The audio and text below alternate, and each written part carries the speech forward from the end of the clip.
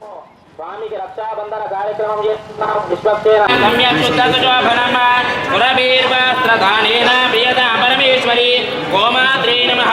వస్త్రం సమర్పయామి. వస్త్రాన్ సమర్పయామి. సర్వదేవామయే దేవి చందనం చంద్రసన్నిభం కస్తూరి కుంకుమాఢ్యాం చ సుగంధ ప్రతిగృహ్యతాం. గోమాత్రే నమః. గంధం పెట్టండి. శాలీయాం చ ద్రవర్ణాం చ హరిద్రా మిశ్రితాన్ శుభాన్ అక్షతాం చార్పయేతుభ్యం గృహాణాచలతాంబికే. ఓం గోమాత్రే నమః. అలంకరణాన్ సమర్పయామి. ఓం సమర్పయామి.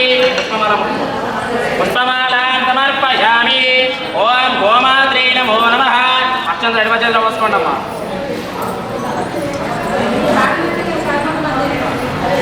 ఇక్కడ వేయమంటే అక్కడ వేయండి. ఓం అదా భోరంగేశో ధర్మదేవానామహయామి. ఇది అయిపోయిన తర్వాత మళ్ళీ అక్షంతలు వేసి వెళ్తారు కదా, మళ్ళీ అగ్రే మహాదేవానామహయామి. ఓం కర్ణయోర్ శివమావాహయామి. చెవులు చక్షుశ్రోత్ర భాస్కరానావాహయామి.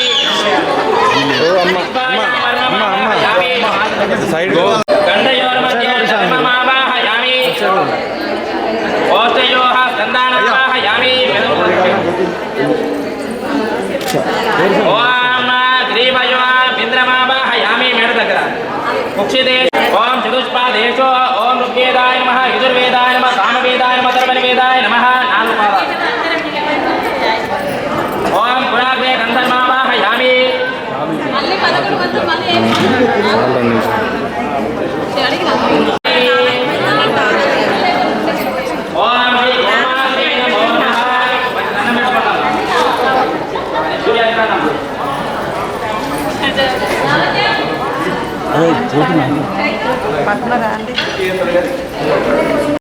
వేరే వాళ్ళు వచ్చారా?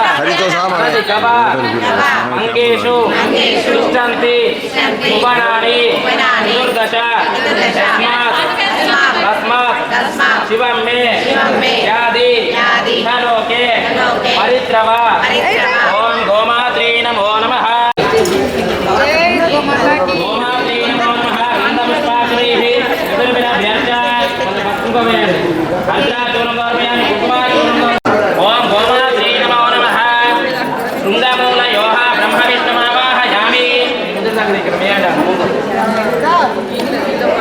ఓం శృంగాగ్రే మహాగురుమావాహయామి. కొమ్మల చివర. ఓం లలాటే మహాదేవానావాహయామి. ఓం నారదయోః షణ్ముఖమావాహయామి. గంధయోర్ మధ్య ధర్మమావాహయామి. ఓష్టయోః స్కందానావాహయామి. ఓం దేవయోః మిత్రానావాహయామి. మేడ దగ్గర కుక్షిదేశే. ఓం నమో గోభ్యః శ్రీమదేభ్యః సౌరభేభ్య ఏవ చ. నమో బ్రహ్మాభ్యా చ పవిత్రాభ్యో నమో నమః. అన్నమగవ మంగేషు తిష్టంతి భువనాని చతుర్దశ యస్మాత్ తస్మాత్ శివం మే యాది లోకే పరత్రచ. ఓం శ్రీ గోమాత్రే నమో నమః. యామి ధ్యానం సమర్పయామి. గోమాత మీద ఉన్నాయి అవి కూడా తీసుకోండి. పూలు తీసుకోండి, కొన్ని పట్టుకోండి చేతుల. ఓం గోమాత్రే నమో నమః. శృంగమూలయోః బ్రహ్మ విష్ణుమావాహయామి. ఇక్కడ ముందు వేయండి. అక్కడ మీ దగ్గర ఉన్నది కదా, మీ దగ్గర వేయండి. కొన్ని వేయండి, కొన్ని. ఓం శృంగయో సరసిమావాహయామి. కొమ్మల చివర్ణ వేయండి. లలాటే మహాదేవతమావాహయామి. దగ్గర వేయండి. ఓం గ్రీవయోః మెడ దగ్గర వేయండి. కుక్షిదేశే రక్షాంత్యమావాహయామి. కింద వేయండి. రోమాసో కోటి దేవతమావాహయామి. రోమర్ పైన అన్ని పైన వేయండి. ఓం ఉదరే పృథ్వీమావాహయామి. పొట్ట దగ్గర వేయండి. ఓం పయోధరేషు సాగరానావాహయామి. మళ్ళీ పొద్దు దగ్గర నక్షత్రం వేయండి.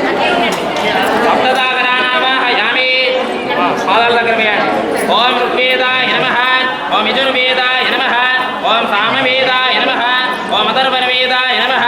పాదయోః అద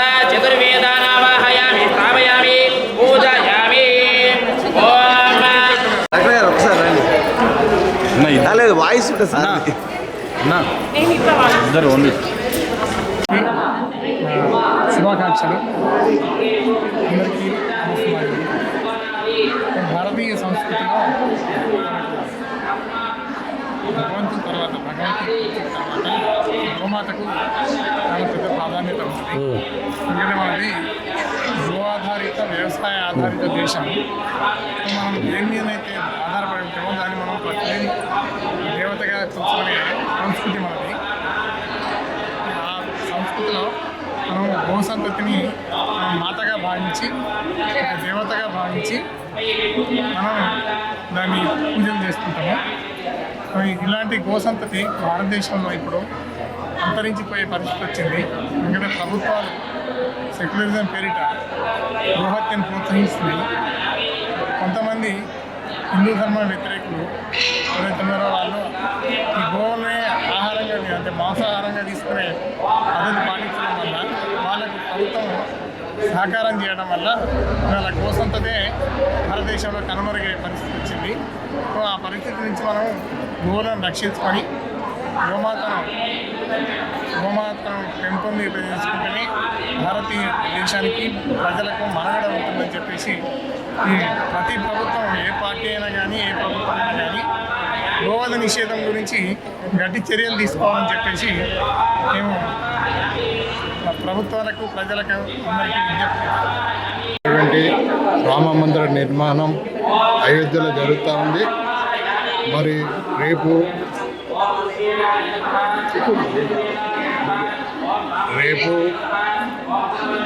జరుగుతున్నటువంటి బాలరాముడి విగ్రహ ప్రతిష్టాపన పండుగ సందర్భంగా మరి ఈరోజు ఇక్కడ